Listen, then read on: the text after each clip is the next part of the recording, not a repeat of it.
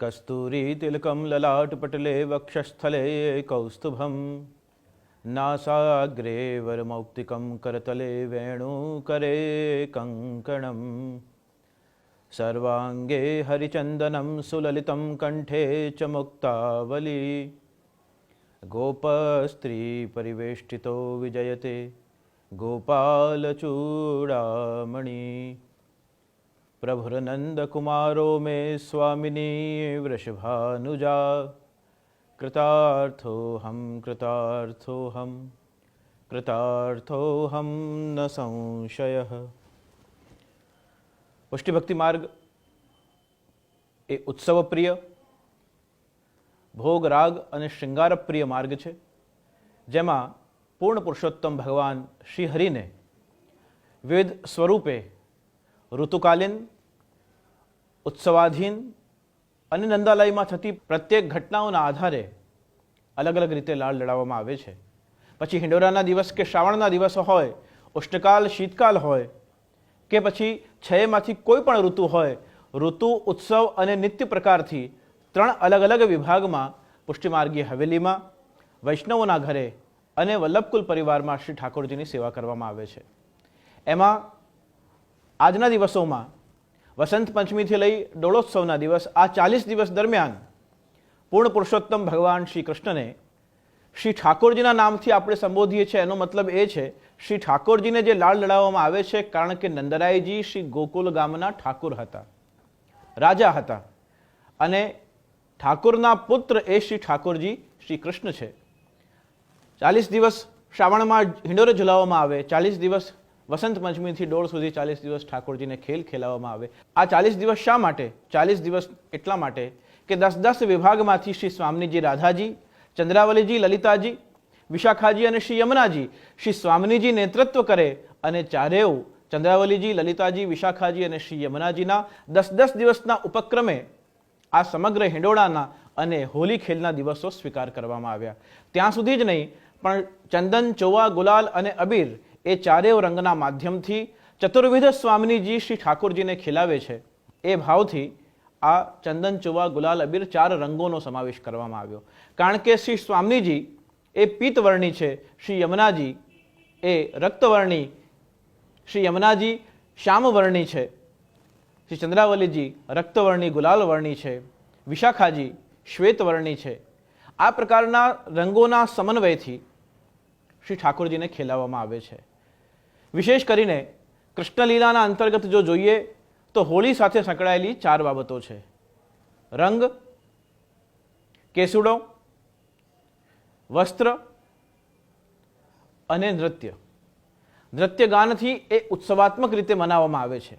કારણ કે શ્રી કૃષ્ણલીલામાં એક પ્રકારનો વર્ણન આવે છે કે જેમ કંસ અલગ અલગ અસુરોને ભગવાન શ્રી કૃષ્ણના વધ માટે, સંહાર માટે તાળકાસુરને મોકલે, અઘાસુરને મોકલે, ધેનકાસુરને મોકલે અને અસુરોને મોકલી શ્રી કૃષ્ણને ઉપર પ્રહાર કરાવડાવે અને ભગવાન શ્રી કૃષ્ણ રમત રમતમાં, ખેલ ખેલમાં એ અસુરોનો વધ કરી દે. એવા જ ઉપક્રમમાં એકવાર કંસે દાવાનલ નામના અગ્નિમય રાક્ષસને મોકલ્યો. ભગવાન શ્રી કૃષ્ણ ગ્વાલ બાલ સાથે ગૌચારણ કરી રહ્યા હતા. તે સમયમાં એ દાવાનલ, અગ્નિ નામક રાક્ષસ આવ્યો અને દાવાનલે ભગવાન શ્રી કૃષ્ણ જ્યાં ગૌચારણ કરી રહ્યા હતા, વેણુનાદ કરી રહ્યા હતા, ગ્વાલ બાલ ગાયોને ચરાવી રહ્યા હતા, એ આખા પરિસરને, એ આખા એરિયાને અગ્નિથી આવૃત્ત કરી લીધું, ઘેરી લીધું. તે સમયમાં આજુબાજુની જેટલી પણ વનરાજી હતી એ પણ વનરાજી અગ્નિમાં ધૂધું કરી સળગવા લાગી. ગ્વાલ બાલો ગભરાયા. જેટલા ગ્વાલ બાલ અને ગાયો એ અગ્નિના પ્રકોપથી બહાર રહ્યા એ લોકો ગોકુલ તરફ દોડ્યા. એ બાળકો ગોકુલ તરફ ગયા અને ગોકુલના ગ્રામવાસીઓને, વ્રજવાસીઓને પ્રોત્સાહિત કર્યા. નંદ ભવનમાં જઈ, નંદાલયમાં જઈ નંદરાયજી, યશોદાજીને, નંદ, ઉપનંદ, સુનંદને સૌને જાણ કરી કે જ્યાં ગૌચારણમાં શ્રી કૃષ્ણ પધાર્યા છે ત્યાં ગ્વાલ બાલો અને ગાયોને આ પ્રકારે અગ્નિ પ્રકોપ થયો છે અને ઘેરાઈ ગયા છે. ગોકુલ ગામથી કોઈ જળ લઈને આવ્યું, કોઈ રેતી લઈને આવ્યું, કોઈ ધૂળ લઈને આવ્યું, કોઈક અભ્રક લઈને આવ્યું. એમ અગ્નિને ઓલવવા માટેના જેટલા પણ પ્રકારો હતા એ બધા લઈને આવવા લાગ્યા. તે સમયમાં ભગવાન શ્રી કૃષ્ણે શું કર્યું કે બાળકો ગોકુળ સુધી પહોંચે ત્યાં સુધી જે લોકો અંદર હતા એ બાળકોને શ્રી કૃષ્ણે કહ્યું કે આપ બધા આંખો બંધ કરો. ભગવાને ગ્વાલ બાલોની આંખો બંધ કરાવી અને જે દાવાનલ જે અગ્નિ હતો એ અગ્નિને પોતાના મુખારવિંદને ખોલીને એને પોતે પાન કરી ગયા, અગ્નિ પાન કરી ગયા. એ દાવાનલનું પાન ભગવાને પોતે કર્યું, મતલબ જે અગ્નિનો પ્રકોપ થયો એ પોતે પોતાના અંદર સમાહિત કરી લીધું.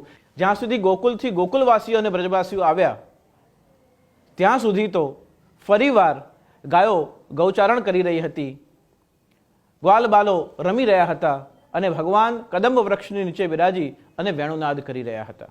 અને વેણુનાદ કરતા જોઈ ભગવાનનું આ સ્વરૂપ જેવી રીતે ગોકુલના ગોકુલવાસીઓએ જોયું, તરત જ ક્યાં દાવાનલ છે અને ક્યાં અગ્નિ છે એનો કોઈ નામ નિશાન દેખાયો નહીં. પરિણામ સ્વરૂપે એ બધા જ આનંદમાં આવ્યા. એક ગ્વાલે જઈને કહ્યું કે અગ્નિ પ્રકોપ તો ભયંકર હતો, પણ શ્રી કૃષ્ણએ સમગ્ર અગ્નિનો પાન પોતે કરી લીધું છે.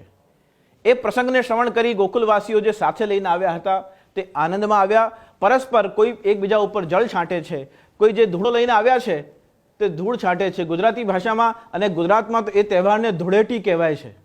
મતલબ કે ગુલાલ અબીર રંગ સાથે લાવ્યા નહોતા, પણ જે હાથમાં હતું, જે પાસે હતું તે પરસ્પર એકબીજા પર છાંટવા લાગ્યા. તો એ રીતે આ હોલિકા ઉત્સવનો પ્રારંભ થયો કારણ કે અગ્નિથી સંબંધિત હતું. રંગ ઉડાવવાનું પ્રારંભ થયું કારણ કે ઉત્સવથી સંબંધિત હતું. અને દાવાનલનું પાન કર્યું એ આનંદનું પ્રતીક હતું. એટલે જે લોકો ત્યાં હતા એ બધા જ પરસ્પર એકબીજા ઉપર આ બધું છાંટી ઉડાવીને અને નૃત્ય કરવા લાગ્યા.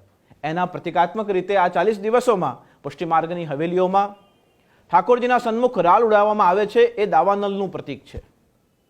જે રંગ ઉડાવવામાં આવે છે તે ગોકુલના બ્રજવાસીઓ જે રંગ લઈને આવ્યા, જે ધૂળું લઈને આવ્યા, જે પાણી લઈને આવ્યા અને પરસ્પર એકબીજા પર ઉડાવ્યો એ એનું પ્રતીક છે. અને નૃત્ય અને સ્વાંગ પણ એનું જ પ્રતીક છે. કુંજ એકાદશીથી કે ડોલોત્સવ સુધી આ પ્રકારે ઠાકોરજીના સન્મુખ રાલ ઉડે, રંગ ઉડે અને સૌ બ્રજવાસીઓ નાચે છે. એ પ્રતિકાત્મક લીલા દાવાનલ લીલાથી સંબંધિત છે. કોઈ પણ ભગવાનની જેટલી લીલાઓ છે એ બધી જ લીલાઓ શ્રી ઠાકોરજીની કોઈ ને કોઈ ભાગવતસ્થ સિદ્ધાંત અને ભાગવતસ્થ લીલાઓના આધારિત છે. કેવલ શ્રી મહાપ્રભુજી અને ગોસાઈજીને કલ્પના થઈ અને એ પ્રકાર પ્રારંભ કરવામાં આવ્યો નથી. આ રીતે હોલિકા ઉત્સવનું ચંદન ચોવા ગુલાલ અબીરના ભાવાત્મક પ્રકારથી गिरधर लाल की बानिक ऊपर आज सखी तरण टूटेरी चोवा चंदन अगर कुमकुमा पिचकारी न रंग छूटेरी. तो ये पिचकारी न रंग क्या छूटे छे? तो नंदालयમાં આ ઉત્સવના પ્રતીક સ્વરૂપે જેમ લગ્ન જે દિવસે થયા હોય તે દિવસે આજના યુગમાં એનિવર્સરી ઉજવાય છે, એવી રીતે જે દિવસે ભગવાને દાવાનલ પાન કર્યો હતો તે દિવસે આજે પણ એ નંદાલયમાં નંદ ભવનમાં આ કુંજ એકાદશીથી હોલિકા ઉત્સવ સુધી સમગ્ર હોલીનો પ્રકાર લેવામાં આવે છે. આ શ્રી કૃષ્ણ લીલાથી સંબંધિત હોળીનો પ્રકાર છે. બીજો પ્રકાર છે હિરણ્યકશ્યપની બહેન હોલિકા હતી. પ્રહલાદને કઈ રીતે વધ કરવા માટે હોલિકા પોતાના ખોળામાં લઈને બેસે છે અને કઈ રીતે વિકૃતિઓનો વિનાશ થાય છે અને કઈ રીતે સંસ્કૃતિની સુરક્ષા થાય છે એ હોલિકાના ઐતિહાસિક પારંપરિક ક્રમથી આપણે ઓળખીએ છીએ. ભગવાન શ્રી કૃષ્ણની લીલાથી સંબંધિત જે હોલીનો પ્રકાર છે તે દાવાનલ અગ્નિના પાનથી સંબંધિત છે. અને એ અગ્નિનું પાન નંદાલયમાં ભગવાન બિરાજે છે. ખોળામાં લઈ શ્રી યશોદાજી વ્રજવાસીઓને દર્શન કરાવવા માટે પ્રભુ બાલકૃષ્ણને લઈને આવે છે. નંદરાયજી પ્રતિકાત્મક રીતે ચંદન ચોવા ગુલાલ અબીરથી સમગ્ર વ્રજવાસીઓની સામે શ્રી ઠાકોરજીને ખેલાવે છે. અને એ દર્શન એક પછી એક વ્રજવાસીઓ આવતા જાય છે અને દર્શન કરીને પોતાના સ્વગૃહે જાય છે. જ્યારે દર્શન કરીને જાય છે ત્યારે એક સખી બીજા સખીને કહે છે કે આજ તો गिरधर लाल की बानिक ઉપર આજે ભગવાન કેવા લાગી રહ્યા છે? તો गिरधर लाल की बानिक ઉપર આજ સખી ત્રણ તૂટેરી. ત્રણ તૂટેરી મતલબ એવા શ્રી गिरधर लाल શ્રી ઠાકોરજી એવા લાગે છે. મતલબ ગૌદોહન કરતા કરતા ગૌશાળામાંથી એક ગોપિકા આવી છે, પોતાની સાથે એક ઘાસનું તણખલું લાવી છે અને એક ગોપી ઠાકોરજીની સુંદરતાનું વર્ણન કરે છે તો બીજી ગોપી એ તણખલાને પોતાના દાંતમાં દબાવી તોડે છે. અને આપણે કહીએ ને, આપણો બહુ રૂપાળો બાળક પોતાની પાસે હોય અને પડોશી આવીને વખાણ કરે તો માના મનમાં બે વસ્તુ એકસાથે જાગે. આનંદ પણ થાય કે મારા બાળકના વખાણ થઈ રહ્યા છે અને ભય પણ લાગે કે મારું બાળક કંઈક ટોકાઈ ન જાય. અને એ જ ભાવ એ ગોપીના મનમાં થયો. એણે તણખલું તોડ્યું, ટચવુડ, કંઈક આના કહેવાથી કે બોલવાથી આની દ્રષ્ટિથી મારા નંદલાલને નજર ન લાગી જાય. તો આજ સખી ત્રણ તૂટેરી, ચોવા ચંદન અગર કુમકુમા, પિચકારીનો રંગ છૂટેરી. તો આ ભાવથી શ્રી નંદાલયમાં નંદ યશોદા ઠાકોરજીને ખેલાવે છે. આપણે સૌ પણ પોતપોતાના ઠાકોરજીને આ જ ભાવથી ચંદન, ચોવા, ગુલાલ, અબીરથી ઠાકોરજીને ખેલાવીને આ હોલિકા પર્વ, આ હોલિકા ઉત્સવના નિમિત્તે જે પારંપરિક રીતે શ્રી મહાપ્રભુજી, શ્રી ગુસાઈજીએ જે આ તહેવારને સ્વીકાર કર્યો છે, એ તહેવારને આપણે પણ સાંગોપાંગ શ્રી ગુસાઈજી દ્વારા નિર્દિષ્ટ જે ભાવાત્મક ક્રમ છે એના આધારે સ્વીકાર કરી અને પોતાના ઘરે, નંદાલયમાં, મંદિરોમાં અને હવેલીમાં એ જ ભાવથી આ સમગ્ર હોલિકા ઉત્સવને મનાવવામાં આવે છે.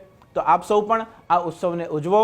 આ રંગ હંમેશા આપના જીવનમાં ભક્તિ રંગ અને ભક્તિ રસને આપ્લાવિત કરે. કારણ કે જે કૃષ્ણ ભક્ત નથી એમના મનમાં પણ આ ભાવ જાગે છે કે સાહેબ જો તને રંગની ખબર લગી રે હોત તો તુએ વણે છે વસ્ત્રને તુએ કબીર હોત. મતલબ કબીર તો કૃષ્ણ ભક્ત નથી, છતાં પણ એ કહી રહ્યા છે કે રોજ જીવનના તાણાવાણા તો આપણે બધા જ વણીએ છીએ. સાહેબ જો તને રંગની, પણ કૃષ્ણ ભક્તિના રંગની, કૃષ્ણ ભક્તિના રસની જો આપણને લેશ માત્ર, ક્ષણ માત્ર પણ એની આભાસ અને અનુભૂતિ થાય તો તુએ વણે છે વસ્ત્રને તુએ કબીર હોત.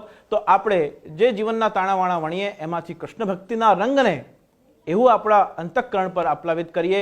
એવી રીતે આ દેહને, વિચારોને, મનને, બુદ્ધિને એ કૃષ્ણ ભક્તિના રંગથી એવી રંગીએ કે એસી રંગ દે કે રંગ નાહી છૂટે, ધોબિયા ધોયે ચાહે સારી ઉમરિયા, શ્યામ પિયા મોરી રંગ દે ચુંદરિયા. તો એ શ્યામ પિયાથી, એ ભગવાન શ્રી કૃષ્ણથી આપણે વિનંતી કરીએ કે આપના ભક્તિનો રંગ, આપના પ્રેમનો રંગ, આપની શરણાગતિનો રંગ, અને અમે આપના વૈષ્ણવ છીએ, આપના ભક્ત છે, એના સ્વાભિમાનનો રંગ અમારા પર એવો ચડે કે પછી કોઈ પણ વિચાર, વ્યક્તિ, વ્યવહાર કે વર્તન આપણી ભક્તિને, આપણા ભાવને, આપણા અંતરમાં રહેલા કૃષ્ણ ભક્તિના પ્રેમને ક્યારે પણ સ્ખલિત ન કરે, ક્યારે પણ એને ડગાવી ન શકે. અને એ જ ભાવના આ હોલિકા ઉત્સવ માટે આપ સૌ માટે અભિવ્યક્ત કરી રહ્યો છું. અને આપ સૌના અંતરમાં પણ કૃષ્ણ ભક્તિનો એ રંગ આજીવન રંગાયેલો રહે, એ જ મારી પ્રભુ ચરણોમાં ભાવોર્મી અભિવ્યક્ત કરું. ફરીવાર આ હોલિકા ઉત્સવની આપ સૌને શત શુભકામનાઓ અને અનંત અભિનંદન છે. શુભમ ભવતુ.